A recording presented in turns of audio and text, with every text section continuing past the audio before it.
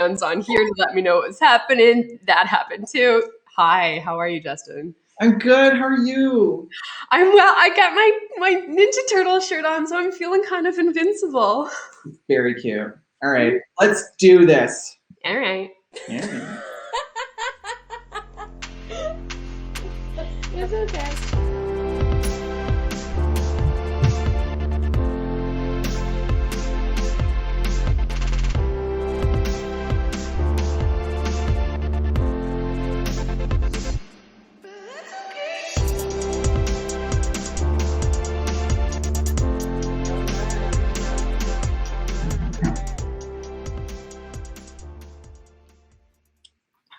So I love that we dance for that every single time and no one can see us do it.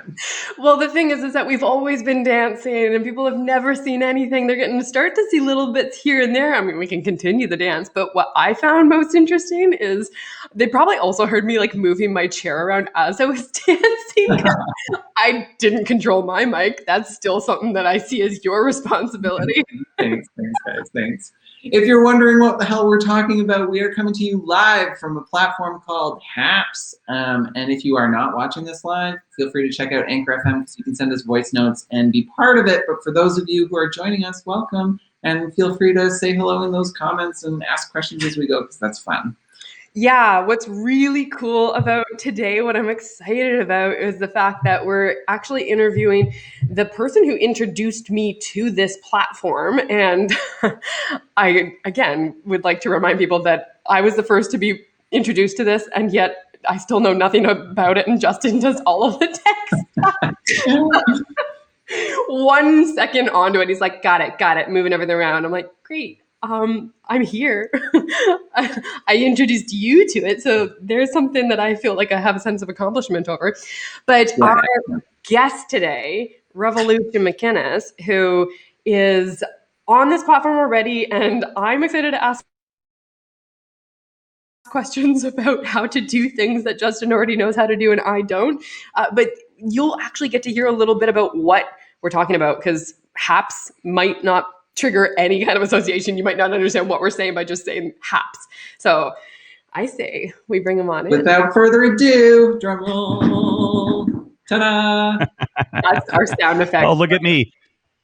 Look at me, the giant head. That's what Haps likes to do with me. It like zooms in for some reason. I don't know why I like it. Really? Oh, wait a minute. Hold on. Oh, there we go. Since I don't have to be director, I don't have to touch anything. Hang on. And sit back here. You're so legit though with the microphone, so good for you. Yeah, we were thank you. talking about that before you arrived as to whether or not we're like, do we let him just be director? Do we just give him the controls? We're still so green to this, and like no pun intended. I like very cool shirt, but you have such Peter. expertise. Oh, I like being the guest. Yeah. I like being the guest because I can chill. You just get to talk. Yeah, like it's all on you. Like I just react. You have to do all the work. And I mean, I love hosting. You don't want us to put the pressure on you to take controls and fiddle around with this episode. No, it's fine. I'll be good with it. I do like being a guest. I feel like such a hobo because Kaylee's got her ring light, so she's glowing and looking beautiful. You got the actual microphone set up on camera, so you look intense and professional. And here I am, just like a zombie, pasty little man in a corner who clicks you on and off. First of all, you don't look like a zombie pasty. Second of all, there are so many people who are just listening to your voice, and you can paint whatever picture you want them to see you as, baby. Right. I mean, I see a incredibly handsome man with a wonderful smile who, is ready for it. So let's go. Let's go. So on that note, tell us a little bit about yourself, Rev. What do you do? What is Haps? How does this all work? What is your life? Oh, how long is this? Yeah. Well, you know what? First of all, before you do get into that, can I just say that, Justin, this is the second time that we've been on here and we have not introduced ourselves. Oh, We have go ahead. not introed. Okay, we know what we're doing. We've been doing a podcast for, I don't know, a year or so together, and we did have an intro that was supposed to be at least some semblance of consistency for our audience members. Dropped that. Let's at least tell people who we are. My name is Kaylee LeGrand. And I'm Justin Vinley, so. And this is We're Totally Not Okay. That's okay. And that's also not even how our podcast intro goes. But I never get it right, so it's fine. It wasn't going to go right no matter what. No, absolutely not. But that's kind of the point, because we focus on the intersection between mass media culture and mental health. And mental health sectors definitely have more space for us to be able to just fuck up more. So there we go. We're setting that down. We're going to get French. So now, if you wouldn't mind, Revolution, give us your story. Give us your titles. Well, before I do that, and for the folks that are at home listening and not seeing the picture, this letter K, Kaylee. Move it to your right. Oh, wait a minute. There we go. Oh, no, you're on the right. Everything's reversed in here. There. Yes. Yeah. There we go. So, like the night I interviewed you, I butchered your name, and my apologies, but it's Kaylee. And yeah, hi. Okay, so I'm Revolution McInnes, and what do I do? I'm a consultant for a nonprofit that my dear friend started about 8 years ago, and I just started consulting on that, and have really stuck around. We met when I was homeless, so probably we won't go back past my homelessness unless it maybe is applicable. But hold on a second. Well, you started alluding to that story when I was on your podcast, and hey, Google, stop. Oh, hang on. Google, hang on. Stop. Mute me. Oh, we're muting you. Okay. And that was Revolution. Nice to see everyone. Okay. Thank you for joining us, and goodbye. No, so Revolution has a package that's arriving, I believe, and that's very in tune with a podcast that is about not being okay or not being organized. But it gives me time to say that you started talking, Revolution, when I was on your show. You started talking about your journey from going from being homeless to where you are now, and I love the kinds of conversations that you're having. I love the network that I've already been able to just kind of step into and meet the people surrounding you. They all seem like such beautiful, bright reflections of this beautiful, bright energy that I saw immediately when I started chatting with you and connecting with you. And I am curious, by just dropping that bomb on us of, I was at one point homeless. I'm curious. I want to know why you found yourself, or how you found yourself in that situation, and what that journey looks like to where you are now today and what you do. Well, it usually takes about 2 hours, but I'll try to do it in just a couple of minutes. I mean, I tell my story. I used to tell it all the time, in different places or whatever. And I think I did it in 10 minutes on stage in New York for like this Twitter conference like 10 years ago or something. But so the reason I became homeless is because I have a mental illness called bipolar. I have ADHD, and there were a series of events that precipitated my rapid decline into homelessness, like in failing marriage, incredibly intense and disturbing codependent relationship with somebody, and not really having a good grasp on reality after she took her life. So I was pretty devastated. Though we both knew it would happen eventually, like just that it would. So and I sorry to abbreviate that so much because there is a lot there, but it would take a long time just to get through that portion of the story. And I want to say that we did have this point in time, I guess, when we were kind of halfway between the crazy fun and the craziness, where we were. I remember where we were. I was in my front yard on my cell phone, iPhone 3GS. I mean, I can remember everything, what the clouds look like and everything in that moment. And she said, I'm going to eventually do this. And I'm like, I know. I mean, it's, you're not fooling around, and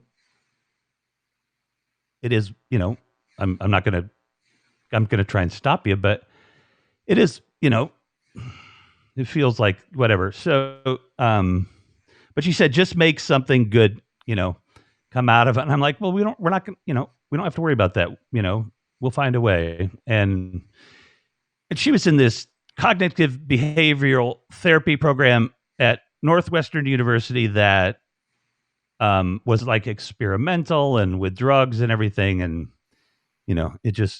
it became what it became. But I certainly have always had her in mind in any big event or something, where I'm going to make a decision or, it's going to affect my life. So, yeah, I mean, I'm at that, so I heard somebody say that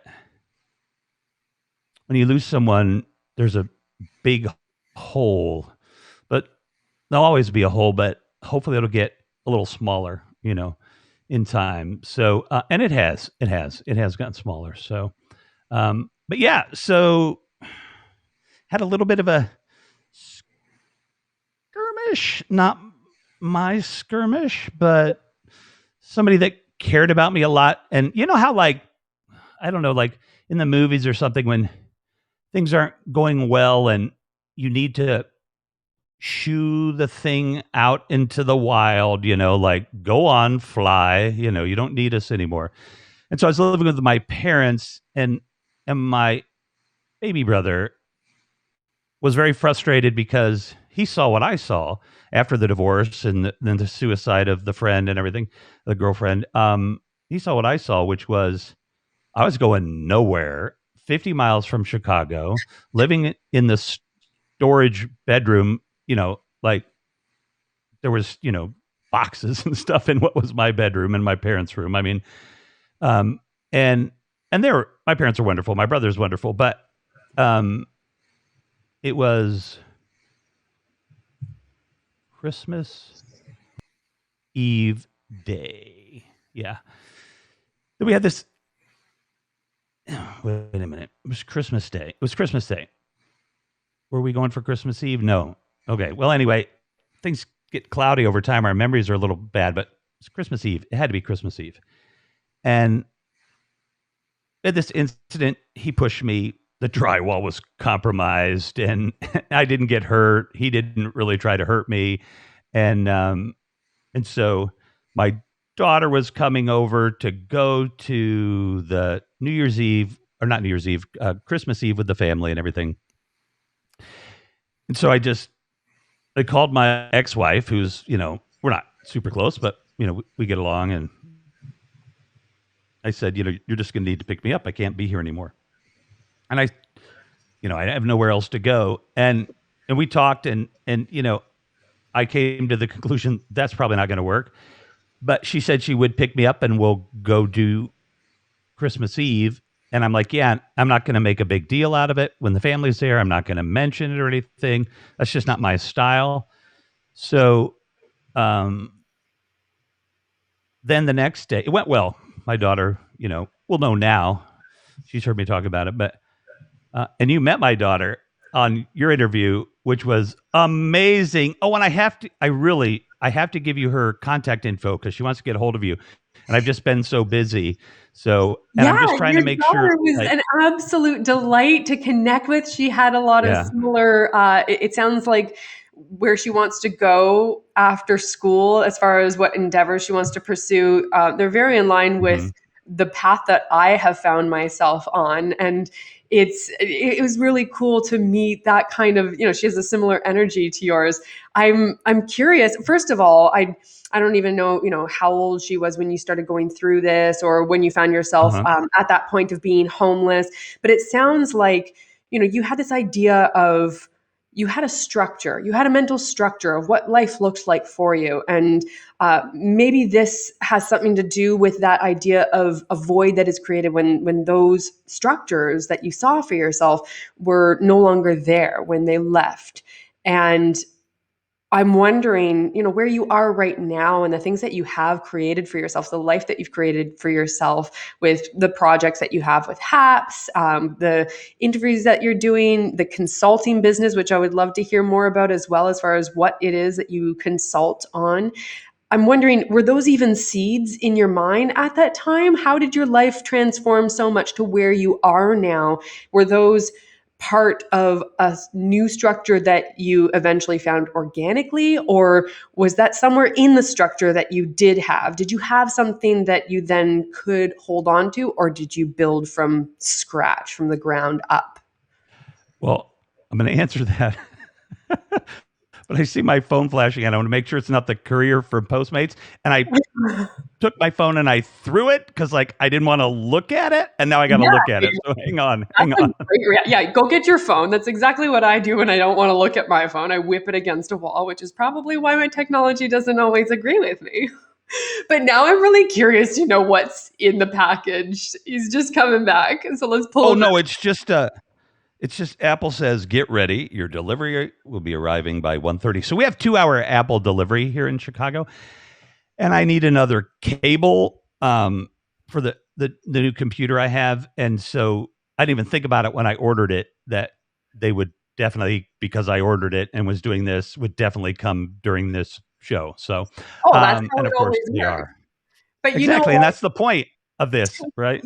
take it how you can get it. I have been very grateful for my experience with Apple. I think anybody who knows me knows that I am notoriously always at odds with my technology in the most fun way, because my entire computer has, over the past half year, probably spent more time at the Apple Genius bar than it has with me. Well, it should be smart now. It should. Well, you know what it actually is. I don't know why the technology gods have this weird relationship with me where it's like, we won't work for you, but for some reason, you'll always have this incredible team that just fixes your computer for free. It was out of warranty. I got a new Logic board, I got a new keyboard and speakers and the outer deck, and then I just brought it back and had a brand new screen put in. I don't know how that happens. I just tell jokes and people are like, you're fun. Here's a screen. Haley, hold on a second. Okay. What's your address? I'm gonna send this over to you. And Steve, get that fixed for free for me, would you? Just get that handled. I would appreciate it. Oh, that was a computer. If you're listening again on the podcast, my computer that broke recently. Rev already knows how HAPS works. So there are people who are going to be listening to this afterwards of just the audio version. What's cool is that, we have people who are listening right now live and commenting and putting questions in the chat. So you have the opportunity, if you want to be part of the show in a sense and to ask questions and interact with our guests like Revolution, you can actually tune in when we're doing these. We try to give some notice, but we're totally not okay. We're figuring this out as we go. So there are some people who are in here and asking questions, and we'll turn to those as well. But I would love to turn back to you, Revolution, and hear about how, what that looks like at that time. You said that you were quickly going nowhere, 5 hours out of Chicago. Where were you mentally in that moment, as far as the seeds that were being planted that brought you to where you are right now today? Because you have such a beautiful energy around you, beautiful networks, your beautiful daughter. How did you get here? Oh, well, it's interesting when you're middle-aged white male and you're homeless. Like, a lot of people are like, like, how's that even possible? I mean, we know you, like, we didn't know you had any problems, but they kind of push you through the system pretty quickly, because I would kind of generally conform to what they wanted me to do. I mean, my issues were around mental health, not addiction, and those kind of things. So the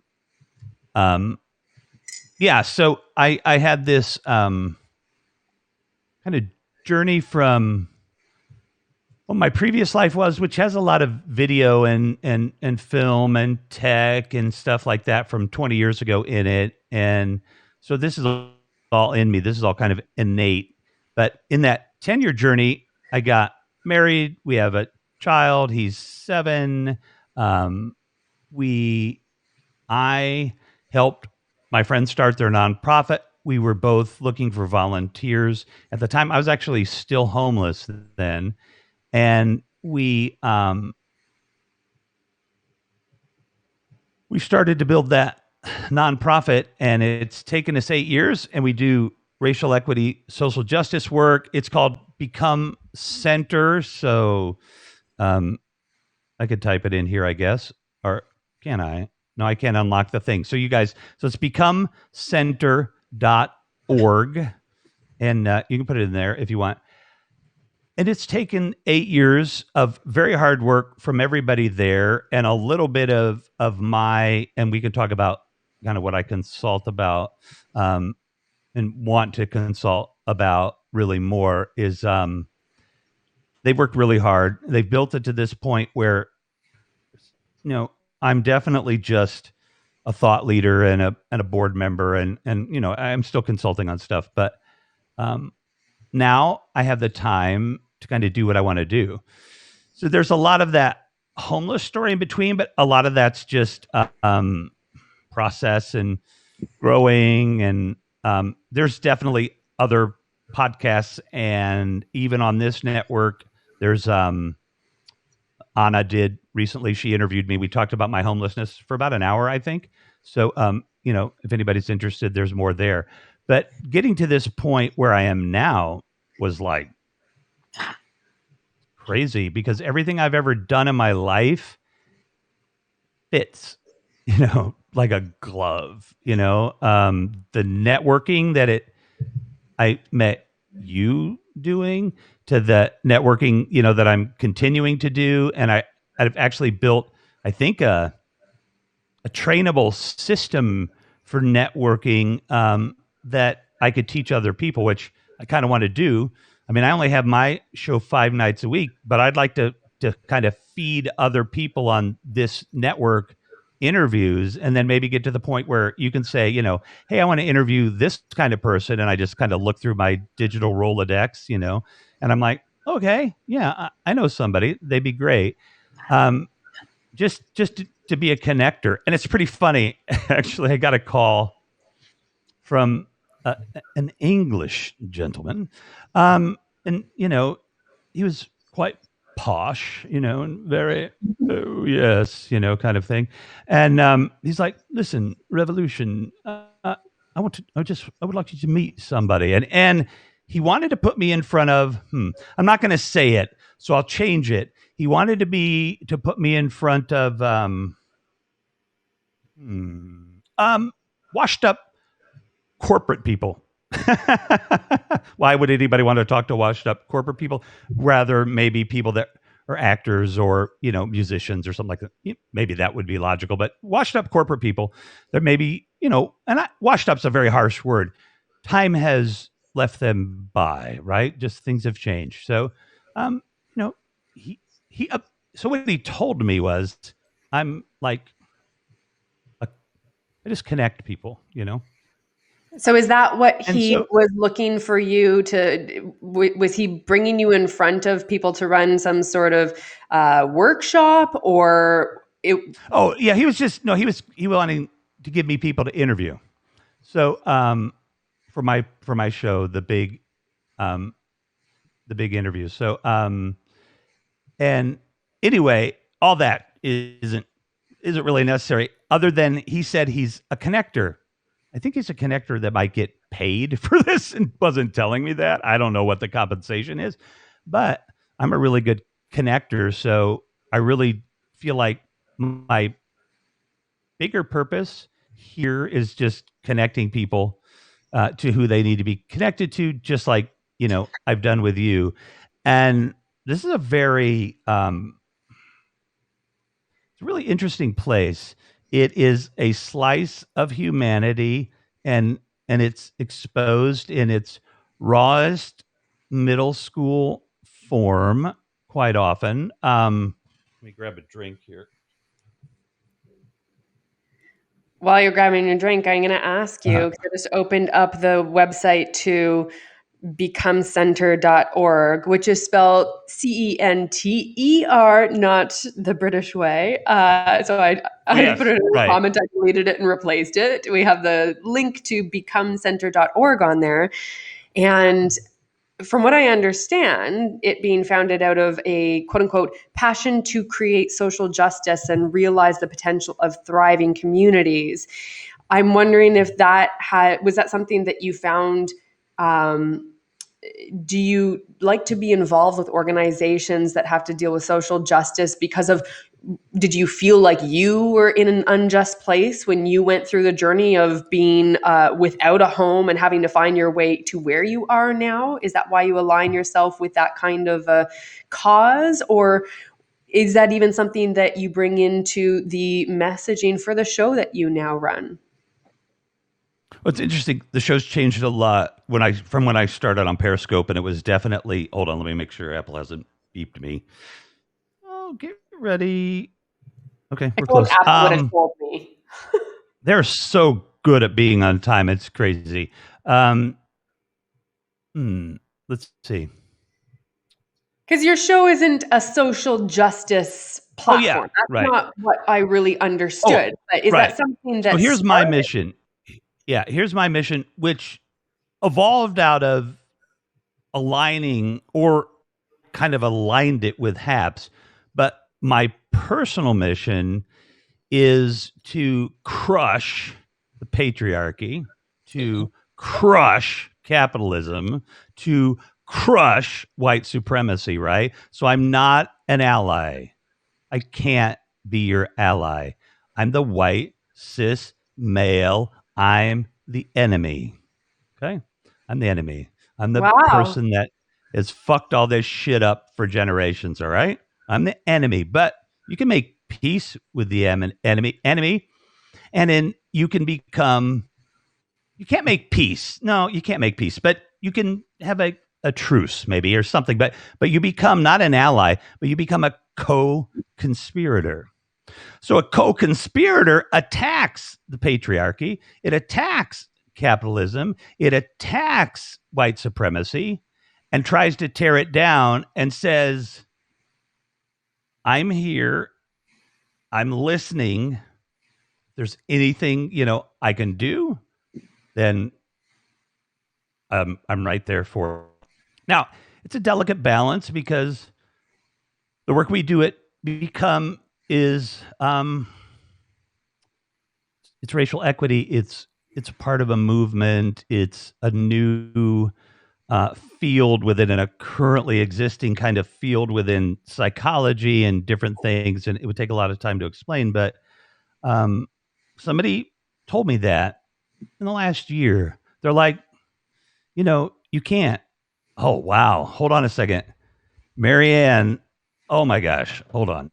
This is so cool. Oh, I can't touch the thing. You're So, not a director. Marianne, You know how to I don't know. control I don't know how to. I don't know how to say your last name, but I am so stoked to see you here, because I'm so excited that we're going to get a chance to interview you. You should be interviewing her, not me. She's really cool. Well, that's awesome. Yeah, I would she definitely love yeah. to. Let's keep some conversation happening in this chat box here. But Rev, I'm very fascinated by something that you just posited, because it Mhm. seems to me, and correct me if I'm wrong, but you're using very strong language about almost embodying and identifying with that white cis male, the patriarchy, calling yourself the enemy in a Mhm. sense. I'm curious what this feels like for you to identify with that which you want to fight against. And if you're doing this as Oh almost yeah. a sense of sacrificing yourself for that angry energy to be directed towards. How does that feel for you as a content creator and walking into the conversations There that we go. you hold by setting yourself up that way? Right. How does that make you feel? Oh, like shit. But Like are shit. you doing Like, it?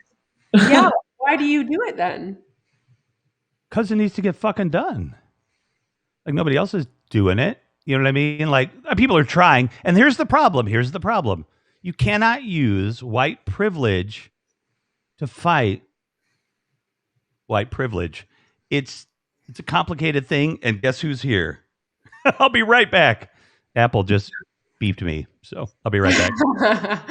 Perfect. While he's grabbing his package, I think this is fascinating that that's a solid point that you cannot fight white privilege with white privilege. And we're having a conversation as three white people right now, and definitely not territory that I think is ours to, like, this isn't, we don't need more space to talk about what white privilege means from white privileged mouths.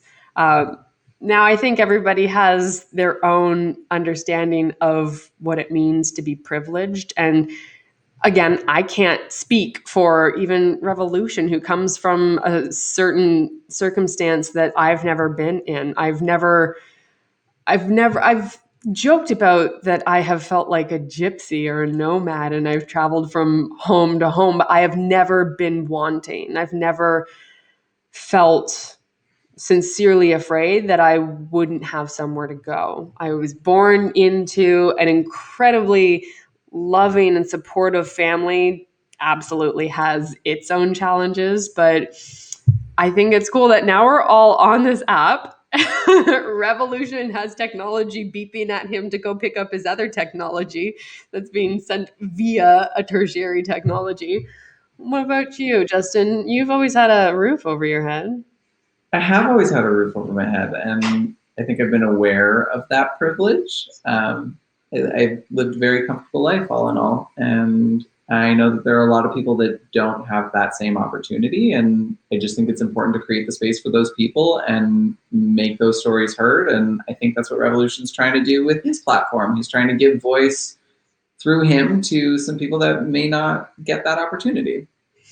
Yeah, I think that we sort of, I don't know if you want to bring this into today's conversation, but before we hopped on here, we're talking about where you want to live and having those options.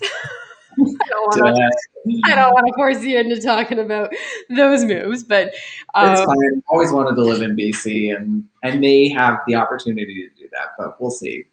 It's a long, sticky situation. yeah, but what's cool is that what we want to do, I mean, as far as running this podcast even and being able to create content and create art, there was a time where I thought it to be more challenging because we weren't physically in the room together. And we also were talking about, we should be in the room together. And yeah, I miss that. I absolutely miss being able to interview people in the flesh. I miss being able to audition in the flesh. It's a completely different energy that we're experiencing. That said, we have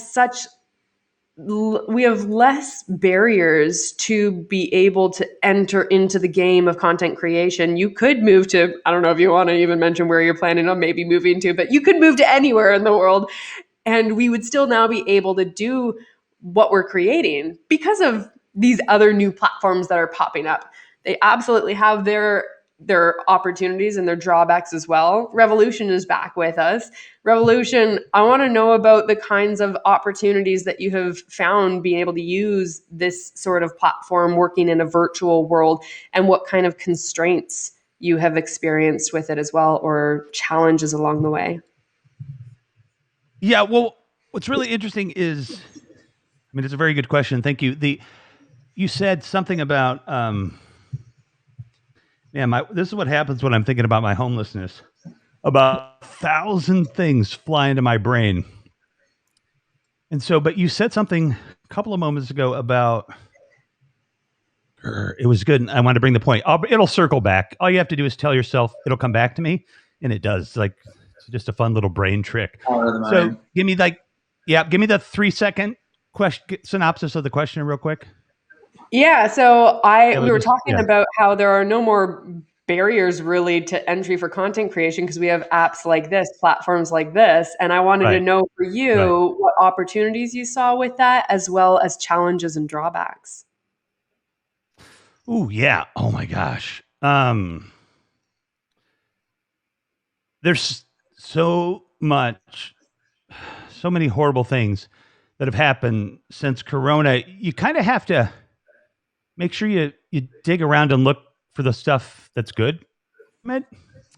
And what's happening right here is really something that, because of Zoom meetings and a lot of other things, we're in a different place. I think we're more accepting of this. We've given up the idea of being together. Oh, that's what it was. You were talking about missing being together. And whenever I am thinking about that interview, I'm sitting in a chair and the guest is sitting in another chair. We're in a studio, years ago on like public access, but we're in a studio and everything. And then I turn on the thing and I'm like, oh, wow, no, we're not there, but that's the way I feel. So hopefully that's the way it comes across. But it's just, no, I mean, it's not even possible to conceptualize that the people I've met through the Clubhouse app where I've met you. I mean, I used to work for a sound company. I was a sound engineer. I've met dozens and dozens of rock stars, and some of them I got to spend a little time with. But I would not have met 3 people that I've met on Clubhouse. How would I have met you? I would have gone to Toronto for the Jazz Fest and I tripped over you and I'm like, broke your phone. So we have to have a reason to talk. And then we start talking and we're like, oh, I like you. You're cool. Let's hang out. Like, well, I'm only in Toronto, whatever. Like it wasn't going to happen. Like we weren't going to meet. Oh, Maybe you fate, are, I don't know. Rev, you are hitting on such a soft spot for me because, first of all, I love that you're painting another potential picture of how we could have met because I love and I miss the meet cute. And for those who maybe don't have that writer's background of what a meet cute is, that moment in which, particularly in rom-coms, when the two protagonists actually bump into each other, how they actually start to fall for one another or Right. find whatever energies bump up against each other. Fall for one another. What's that? I will say they usually literally fall for one another. Right. Yes. Yep. And I will say that in real life, bumping into women you're attracted to, it never works. Not once. Like it doesn't work.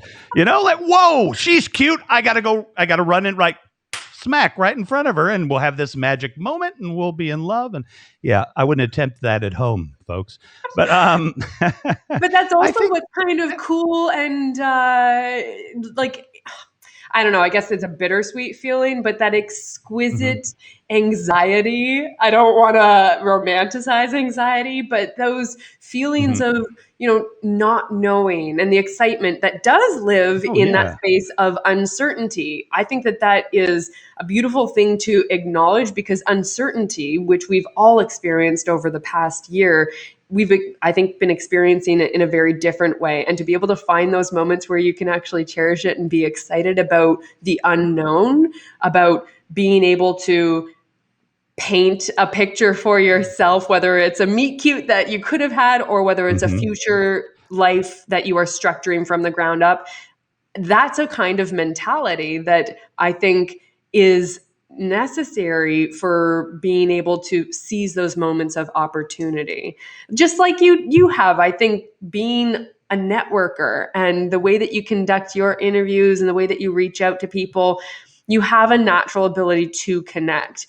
And it is kind of this organic flow that people just fit into. It was very comfortable being on your show. Is that one of the I guess benefits you see from having your own show on Habs? Well, I've learned a lot in the last 4 weeks. Like a lifetime of stuff. And from, um, sorry, I'll get emotional on all this stuff.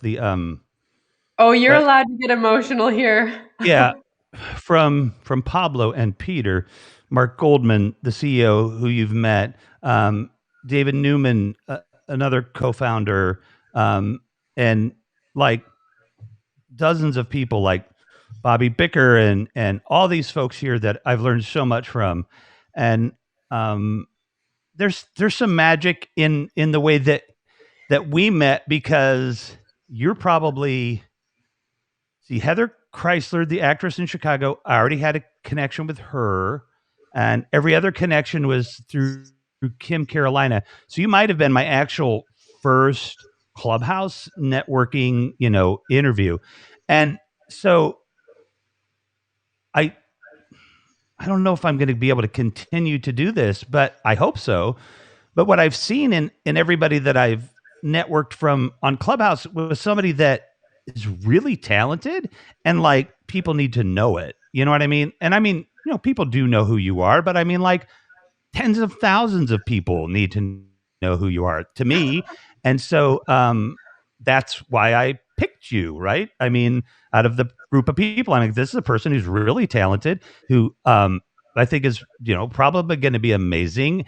And I reached out and then I'm like, oh, but will they even, was she even like, will she even respond? So then you responded and I'm like, oh my God, holy cow. Like, she talk to me, and so like, because I'm like a nobody's nobody at this point, and my show wasn't that well done yet or anything, so I was just terrified people would actually look at my show before they decided to come on. Now you're welcome to; it's much better. But anyway, yeah, there's a very fun story in there on my side, and you were the first really good interview. You're actually, I mean, every interview after yours has built up in some way, but I mean, your interview will always be my favorite in a lot of ways because it was the first really good interview that was, ever done, by me. So yeah, yeah. So, Wow, that's oh, go ahead, Kales. thank you. I just wanted to obviously, first of all, say those are very kind words of you. I appreciate that. Thank you so much. I appreciate you having me on your show as well. You said something that just had another question pop into my head. You said that I was the first person you had reached, or I guess the first actress that you had reached out to. Correct me if I'm wrong, but you had this sense of a first of, do I reach out and how is this going to go and is she going to respond? And so there's the unknown. There's that space of the unknown and whatever anxiety that we might bring to being able to push past any fears that we have to just throw Jello against the wall and see what happens and allowing the good experience to come back to you. We had a really fun interview. I love that I've also now been introduced to a community that is similar to Clubhouse. And for those who have never heard of Clubhouse, I know that it's still in its beta form. It's another social networking app that is audio only. And I guess the way that we met, Rev, you heard me speaking in a room, either on a panel or just having joined a conversation that piqued my interest. The question that ended up peeking in my mind, listening to you just right now, was coming from a personal experience with that app and other social media apps where I very quickly, as excited as I was to be a part of communities and meeting people and getting into rooms that I never would have gotten into were it not for that app. I also, on the flip side, started receiving a lot of messages from a lot of people that I had never met. Like you sent a message to me, but then also messages that weren't necessarily of just a kind nature, but I felt a little bit more inundated. And so I'm wondering, first off, if you felt a similar experience as far as almost like for me, I felt a sense of obligation to not only respond to everybody and that I have to be on top Mm, of everything and that people want me to be on their panels now and I need to schedule that in. And mhm. I felt like I was being pulled in different directions, and I had to turn my notifications off for social media. I needed to give myself my own downtime. I'm wondering if you have felt similar pressures and how you've Oh been yeah. handling those, how you create your own mental space. Yeah. I don't this is like so when I was doing my I don't know. This could be ageism or something. I don't know. I have to be careful. But when I was doing my show on Periscope, the only people that would slide in my DMs were like, let's just say they were older, significantly older. You know what I mean? And it's great. I've made great friends, but it was like I was not, like any kind of popular person, right? Not very many people watch me. And since I've been on Haps and I've been networking, like people are now coming to me, to ask if they can be on the show and that kind of stuff. And I get people that like slide into my DMs like on 100. They're like, well, hello. And I'm like, what? Like, no, don't do that. Like, who am I? I'm nobody. Go higher up the ladder. You know what I mean? Don't introduce yourself to me in some, way that you want to know me or whatever. So I just say that because it's just hilarious because 4 weeks ago, nobody on the planet knew who I was. And now every day more people know who I am. So it's really fun, but it's a little creepy. Just a little, and probably like 1% as creepy as it is for you. So that doesn't make me happy, but it comes with the territory, right? If we're going to be out there, you got to be able to deal with it. And I'm not justifying what they're doing, but I mean, yeah, you turn your DMs off and it sucks. If you want to get a hold of me and I want to get a hold of you, I give you my best path, to get a hold of me. And if it works, it works. But if you try to reach out to me on Twitter, I promise I will eventually see your message. But I've got a lot of messages in front of you from people that are trying to sell me stuff and, all kinds of stuff. So, yeah, it's amazing, all of this. It's because of COVID and everything. I don't think this would have happened this way. And I have to tell you, I told people last week, I think, or the week before. No, it was the week. So it's the week where your interview starts, okay, on that Wednesday, and it kind of carries over for about 2 weeks because each interview builds and builds and builds, has its own really good stuff. And then I'm like, yeah, I just had the best week of my life ever, except for the birth of my children, ever. And I'm like 54 years old, and because of this app, because of, Peter, Pablo, Mark, David, Drew, who's a co-founder on here, and Brett and Steve and everybody that's at Haps and all the people that are on Haps as broadcasters and all the people that are firing shots at me because they, have one perception of me of being one thing and then somebody else has the total opposite because when you're out there, you just have to be careful. And I'm just getting used to maneuvering around. Like language, like they, them, like it's they, them all the time. And I don't do it all the time, but, the other thing, I said this yesterday. Well, anyway, yeah. So, but it's fun. It's fun, and I'm going to make mistakes. I'm going to hurt people's feelings and I'm going to try and apologize and I'm going to try and do better next time. I'm not going to try and apologize. I'm going to apologize, but I mean, I already fucked up. Apology is really not worth that much, right? I mean, you got to be able to accept inside you. I'm not telling you to, but if somebody does something to me, I got to be able to, work that out for myself. And if I've done something to somebody, obviously I'm going to apologize, but I got to admit that I fucked up and I'm going to keep fucking up until I get better. But, and that's okay. That's what the podcast is all about. We're totally not okay, but that's okay. Yeah. Yeah. Now we're kind of running out of time. So before we go, we like to play Two Truths and a Lie. Oh yeah. What are we doing? We're playing Two Truths and a Lie. So you have some truths and a lie prepared for us and our listeners. Do you want to share them or do you want me to read them? You read them because I don't know where I put them and I did them at 3 a.m. and I was exhausted. So I hope there's a lie in there or a truth, but we'll see what I did. Yeah, we'll see if you remember which one was actually a lie. Exactly. Oh shit. Okay, no, I will. Or if Go ahead. all three of them were a dream. Go ahead, Justin, read All them right, out. here we go. So Okay. Rev held the city record in the high jump category when he was in school. He broke a bicycle 4,500 miles. I rode. Oh, road. Yeah, I can't read. It's fine. I was definitely the wrong person to pick for this job, so here we go. You rode your bicycle over 4,500 miles in 4 months over the summer. And the last one is you spoke live before an online audience of close to 500,000 people. So which one is the lie? I'm wondering if anybody in the audience, maybe those who also know you, because I think there are a couple of people who are commenting in here who I think probably came over from your audience because they seem to know you and they're talking very highly about you and the HAPS team. While people are guessing, I'm just going to read this out loud. The HAPS team, like Pablo, Peter, Bobby, are such great people. They're so helpful and kind. I admire them. That's from Des S.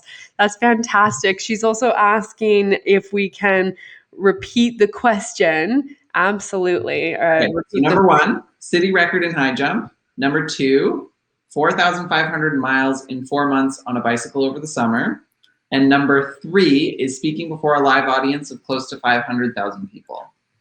And Des is also mentioning that she's 67 years old, a mountain biker, and will start broadcasting some rides in the 8 Mile trails in Lawrence, Kansas. That's very cool. So I'm wondering if maybe you're already on board with the truth or lie about riding his bicycle 4,500 miles in 4 months over the summer. Oh, she says number three, though, that you spoke before a live audience of 425,000 people. I, you know what? Maybe because you've been talking about that anxiety of reaching out to people or speaking in front of people and the kinds of audiences that you're getting now. Maybe I'm wrong. Maybe you have already hit an audience of 425,000, but I think I'm on board with Des's guess. Mine is going to be number three as well. Justin, what's your guess? Yeah, I'll jump in on that. We'll all go number three. You're all going with number three? Yeah. What's the truth? Okay. So they're all true, but this is always fun. You mess with a number. So there's two numbers, 4,500, 425,000. So, yeah, you're wrong. I did speak before 425,000 people in a live online audience and several thousand in the theater at the time, about 10 years ago. And I actually, because I have this tattoo that like the Anarchy A, I can't move my arm the right way, and it says art. And because I kind of wore a black t-shirt and camouflage pants and had a kind of a look, and after that event for months, I would be like walking in Chicago and somebody be like, "Revolution!" I'm like, what? You know, like, "Revolution, man, over here, man." It's like some guy from New Jersey or something, you know? And he's like, "I saw you on YouTube, man. That was such a great story." You know what I mean? And this is my family and everything. It was just the most touching stuff. It was amazing. And yeah, I rode my bike 2,200 miles in 4 months. Okay. People are getting sneaky every time we put these out. Oh, somebody else is guessing the high jump. Oh, I hold that record. Well, it's been shattered, but I did hold it for a while. Yeah. And Des is also changing her answer to number two now that we've heard that that is the right answer. I'm on board with you, Des. I'm also changing my answer to number two. I like being able to have my own prerogative and choose when I answer after I know the answers.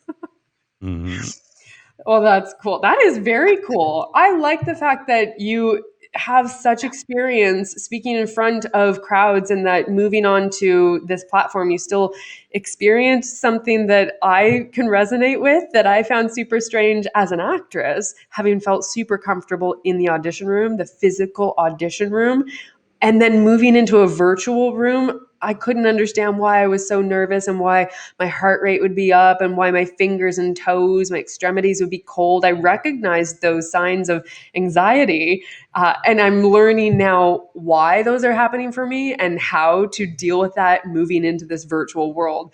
So I think it's really cool that having met you and meeting somebody who has similar background and experience speaking to large audiences and feeling comfortable with it, or at least having that experience under your belt, that you still go through the same emotional turmoil as me. Oh, yeah. I mean, look, the only people I get nervous to interview are the people I really like.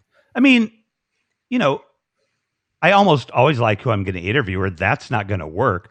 But the ones like where the pre-interview was great, or the communication or whatever, and the people I like, and then the people I admire. I mean, the people I admire, and I've already done that, like a podcast host that I've known for years, who's super successful, and just through Haps, I now do a Clubhouse show with him once a week and some other co-hosts, which blows my mind. But like I was nervous when I was interviewing him, like really nervous, because it's like, this like a hero kind of person, you know what I mean? So yeah, but nervousness is good. It keeps you on your toes. And yeah, I I appreciate this. love I know we're that. getting close. That Yeah. actually, that's a perfect segue into our one cool thing, because that mentality of, I guess, when you say that you get nervous to speak with people that you do admire, that you do like, for me, that resonates with something that I was speaking not too long ago with Justin about the fact that when I get nervous, it's a signal to me that I actually care. And that is such a beautiful thing to recognize, because it also helps me find a little bit more of a center when I go to do that work, whatever it is. And also realizing that it's because you care, I think helps you put yourself back into that place of speaking from the heart, or creating from the heart, or whatever it is that you are approaching, that you're doing it from that place that feels like it's passion fueled almost. And so my one cool thing, I'll let you Mhm. state your own, even though you've shared it with us virtually in advance. My one cool thing, which Justin was already laughing at me before we hopped onto here, is because whatever, I'll be vulnerable and share how much of a weirdo I am. I have been saying thank you to myself out loud a lot, but like just at the, which is great. Not a weird thing. I think everybody should do that. Thank ourselves a little bit more. I but like the count, I should start some sort of count for myself. The number of times I say thank you to myself per day just keeps going up and up and up. And it's always in those moments where I guess I'm doing that flip of the switch of the brain and moving into more of an appreciation rather than a fear, because I'll like catch myself dancing unwittingly. I'll just be listening to music and I'll catch myself dancing really awkwardly in the mirror. And I guess maybe in the past I would stop. I would notice, or I'd be out. I also dance in the middle of the streets, and I have had some people laughing at me from their balconies. They're just kind of like, "What's this weirdo doing?" But that sense of freedom, that free spirit energy that allows you to just dance like no one's watching, quite literally.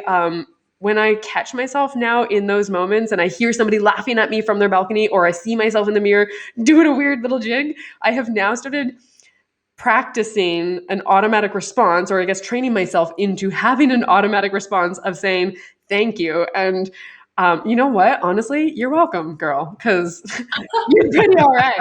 Okay, wait. No, thank you's fine. Starting to welcome yourself. Whoo, like, yeah, that's like, oh, no, it's cool. I love it. And I'm going to Yeah. start thanking myself. Like, good interview, Revolution. Thank you, dude. You just helped yourself there. Good job. Good job. I think everyone should. But what's your I love actual it. one cool thing? Because you shared something different with us. Oh, yeah.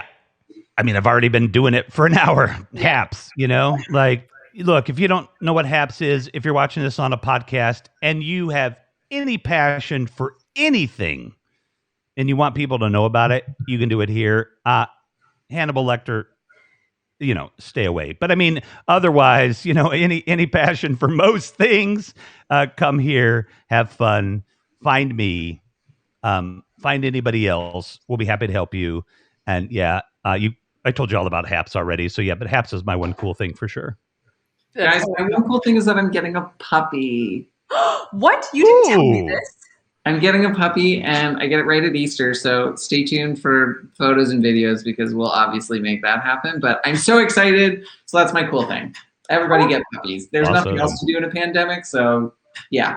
I am so excited for you. I'm also excited for us that we get to see it, that we get to share it. And you know what? Normally we don't have entire episodes that serve as a plug for one thing, but I think it is very warranted in this, first of all, in this climate. And second of all, the fact that we moved over onto Haps and that you introduced us to it.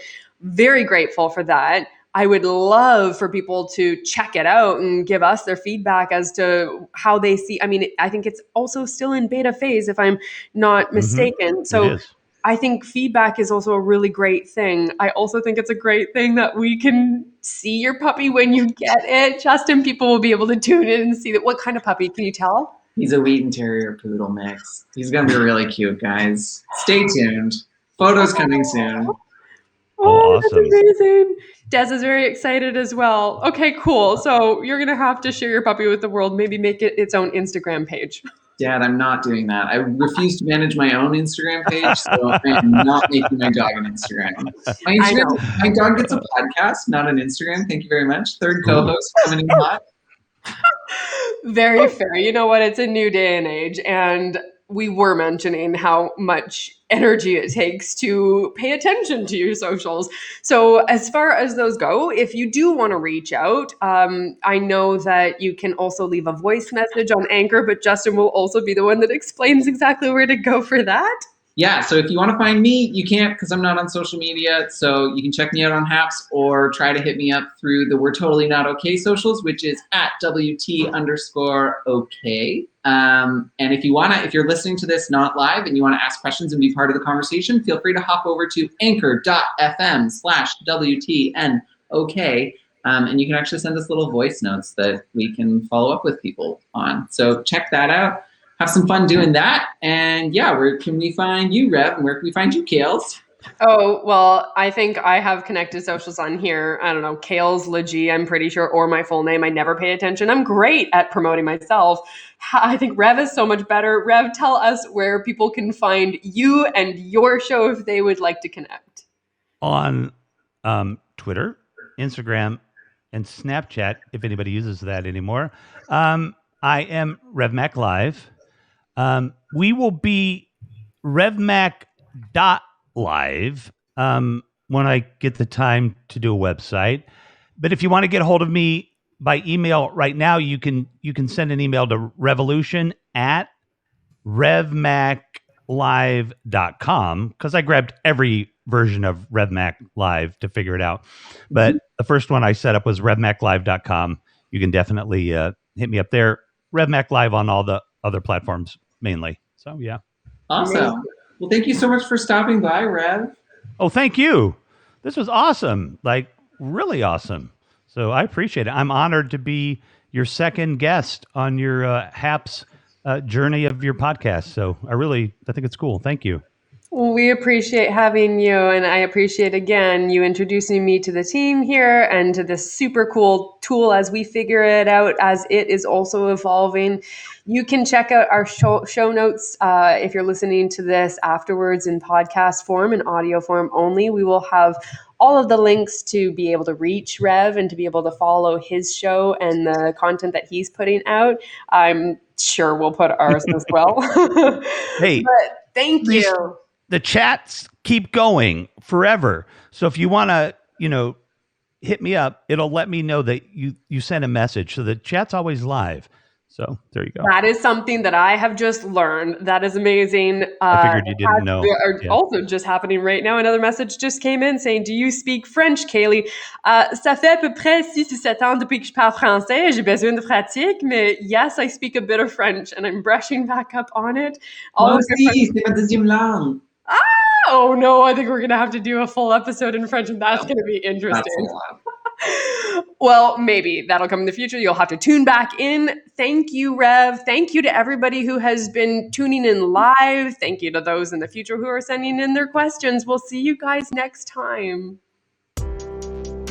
If you like this podcast, you can support it by subscribing to it on iTunes, SoundCloud, Stitcher, or wherever you listen to your podcasts. You can also leave us a rating or review, which sincerely helps us and we absolutely love. Come hang out with us on Instagram, Facebook, and Twitter, and send us your questions, recommendations, and cool things at we'retotallynotokay@gmail.com. Thanks for listening to We're Totally Not Okay, but that's okay.